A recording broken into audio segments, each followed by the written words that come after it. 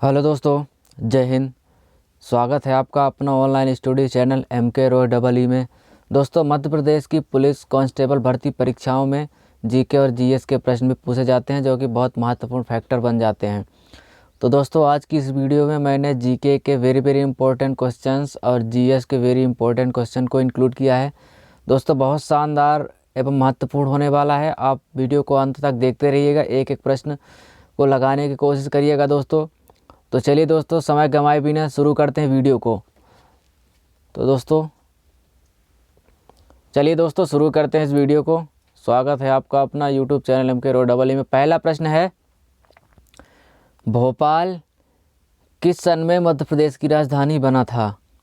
विकल्प दिया गया है 1947, 1956, 1950 या 1969 में।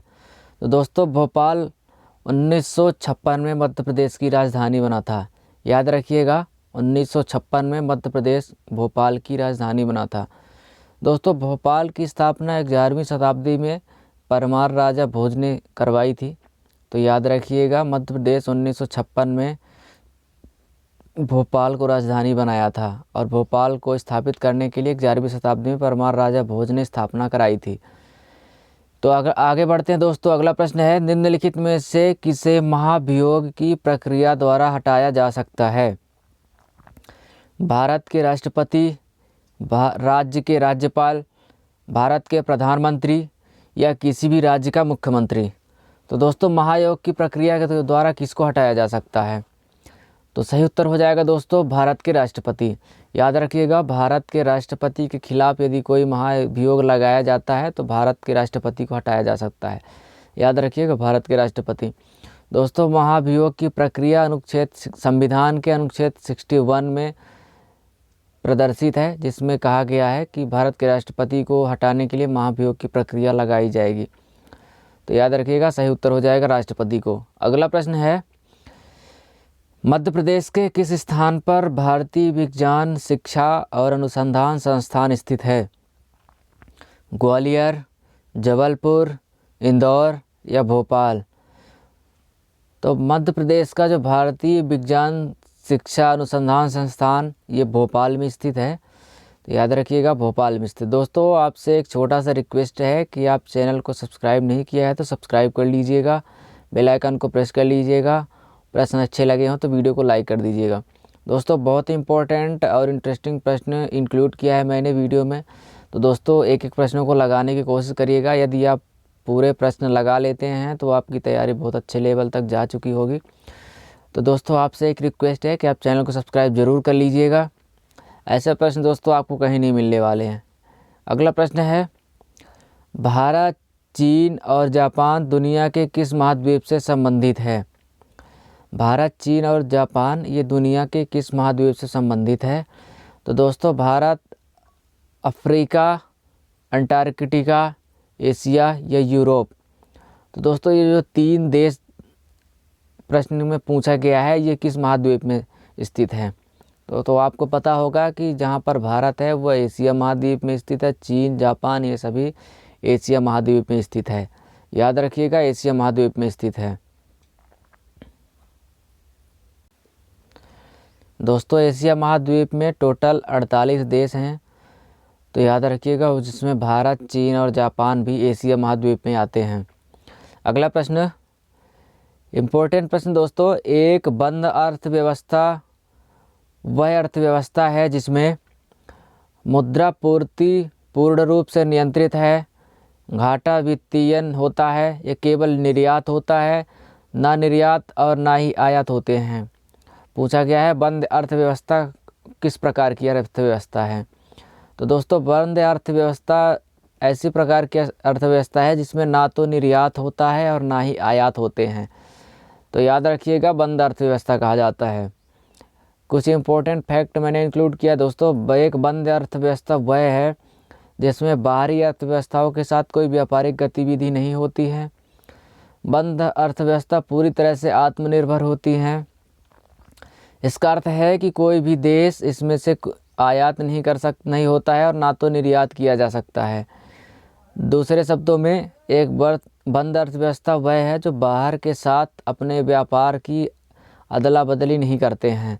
दोस्तों ऐसे सभी जिसमें आयात और निर्यात बंद होते हैं वो बंद अर्थव्यवस्था कहते हैं। दोस्तों खुली अर्थव्यवस्था भी एक होती है इसके विपरीत, जिसमें से दूसरे देशों के साथ आयात भी होता है और निर्यात भी किया जाता है, उसको खुली अर्थव्यवस्था कहा जाता है। तो याद रखिएगा, यहाँ पर बंद अर्थव्यवस्था पूछा गया है, इसमें ना तो निर्यात ना तो आयात। अगला इम्पोर्टेंट प्रश्न दोस्तों, विनेश फोगाट एक उम्दा भारतीय हैं। विनेश फोगाट के बारे में पूछा गया है कि किस प्रकार के भारतीय, किस खेल से संबंधित हैं। मुक्केबाज, धावक, पहलवान या सुमो पहलवान। तो दोस्तों विनेश फोगाट एक पहलवान हैं, याद रखिएगा, विनेश फोगाट ये एक भारतीय पहलवान है। दोस्तों कुछ खेल एवं उनके खिलाड़ियों के लिए महत्वपूर्ण मैंने टिप्स इंक्लूड किया है, आप स्क्रीनशॉट ले सकते हैं। खिलाड़ी और उनके खेल दिया गया है। नीरज चोपड़ा एथलेटिक्स से संबंधित है। सूबेदार जिनसन जॉनसन यह भी एथलेटिक्स हैं। हिमा दास भी एथलेटिक्स हैं। नीलकुर्ती सिक्की रेड्डी बैडमिंटन। स्मृति मंधाना क्रिकेट। दोस्तों आपको सभी विकल्प दिख रहे हैं, आप अच्छे से लगा लीजिएगा, आप स्क्रीनशॉट ले सकते हैं। दोस्तों वीडियो लंबी ना हो इसलिए मैं जल्दी करता हूं, आप स्क्रीनशॉट ले सकते हैं, इम्पोर्टेंट फैक्ट हैं सभी। अगला प्रश्न है, निम्नलिखित में से कौन सबसे पुराना ख्याल घराना है। यह इम्पोर्टेंट प्रश्न दोस्तों मध्य प्रदेश पुलिस भर्ती परीक्षा के लिए बहुत इम्पोर्टेंट बन जाता है। सबसे पुराना ख्याल के बारे में पूछा गया है। मैहर घराना, इंदौर घराना, भोपाल घराना या ग्वालियर घराना। तो सबसे पुराना जो ख्याल घराना है, याद रखिएगा, ग्वालियर घराना है। आप सोच रहे होंगे कि ये घराना क्या कहलाता है। तो दोस्तों घराना का अर्थ होता है परिवार या वंश से है। पहली बार संस्कृत शब्द गृह से लिया गया था जिसका अर्थ घर है। घराना ऐसे कलाकारों का समुदाय है जो एक विशिष्ट संगीत शैली साझा करते हैं, जो एक विशेष प्रशिक्षण या क्षेत्र का पता लगाता है। तो दोस्तों ख्याल घराना ग्वालियर घराना से संबंधित है, याद रखिएगा।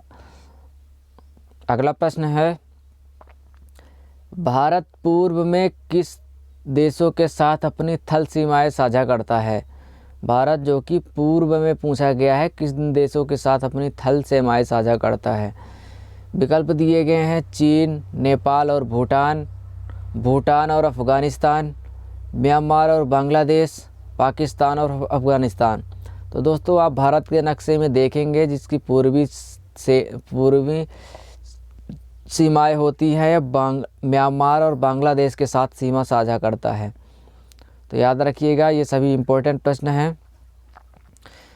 निम्नलिखित में से कौन सी रबी की फसल है। तूर, गेहूँ, बाजरा, ज्वार। दोस्तों आप किसान देश से संबंधित हैं तो आपको पता होगा रबी की फसल इसमें गेहूं है, आपको बताने की ज़रूरत नहीं है, फिर भी ऐसे प्रश्न पूछे जाते हैं परीक्षाओं में। अगला प्रश्न है, एशियाई जंगली गधा कहाँ पाया जाता है। थार का रेगिस्तान, लद्दाख, हिमालय के गढ़वाल पर्वत पर या कच्छ का रण में। तो दोस्तों जो एशियाई जंगली गधा होते हैं ये कच्छ के रण में पाए जाते हैं। तो याद रखिएगा, ये प्रश्न इम्पोर्टेंट है। अगला प्रश्न है दोस्तों, पारंपरिक नृत्य से संबंधित है। मोहिनीअट्टम एक पारंपरिक नृत्य है, यह भारत के किस राज्य में उत्पन्न हुआ था। दोस्तों ये प्रश्न बहुत इम्पोर्टेंट होते हैं, आप इनको स्किप नहीं कर सकते हैं। यदि आप स्किप करते हैं तो नुकसान आपका होगा, आप बहुत ध्यान से लगाइएगा। दोस्तों नृत्य से संबंधित प्रश्न पूछे ही जाते हैं। तो मोहिनीअट्टम एक पारंपरिक नृत्य पूछा गया है, किस राज्य से संबंधित है। विकल्प दिया गया है, असम, पश्चिम बंगाल, केरल या आंध्र प्रदेश। तो दोस्तों मोहिनीअट्टम एक पारंपरिक नृत्य केरल से संबंधित है, याद रखिएगा, केरल से संबंधित है मोहिनीअट्टम। दोस्तों कुछ भारत के 8 शास्त्रीय नृत्य हैं, उनके लिए इम्पोर्टेंट जानकारी मैंने इंक्लूड किया है, आप स्क्रीनशॉट लेकर रख सकते हैं। कुछ इम्पोर्टेंट नृत्य हैं, भरतनाट्यम ये तमिलनाडु से संबंधित है। कथक दोस्तों उत्तर प्रदेश से है। कथकली केरल से। कुचिपुड़ी आंध्र प्रदेश। ओडिसी ओडिशा से। सत्रिया असम से। मणिपुरी मणिपुर से। मोहिनीअट्टम दोस्तों जैसे कि प्रश्न पूछा गया है केरल से ही संबंधित है। दोस्तों ये सभी शास्त्रीय नृत्य कोई भी कंपटीशन का एग्ज़ाम हो जिसमें जीके पूछी जाती है, दोस्तों सभी में जीके पूछा जाता है। ये सभी नृत्य बहुत इम्पोर्टेंट बन जाते हैं, तो आप इनको स्किप नहीं कर सकते हैं, आप लगाने की कोशिश ज़रूर करिएगा।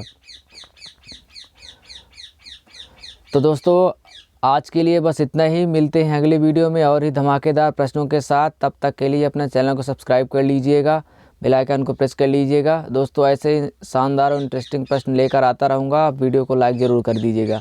तो दोस्तों मिलते हैं अगली वीडियो में, तब तक के लिए जय हिंद, धन्यवाद।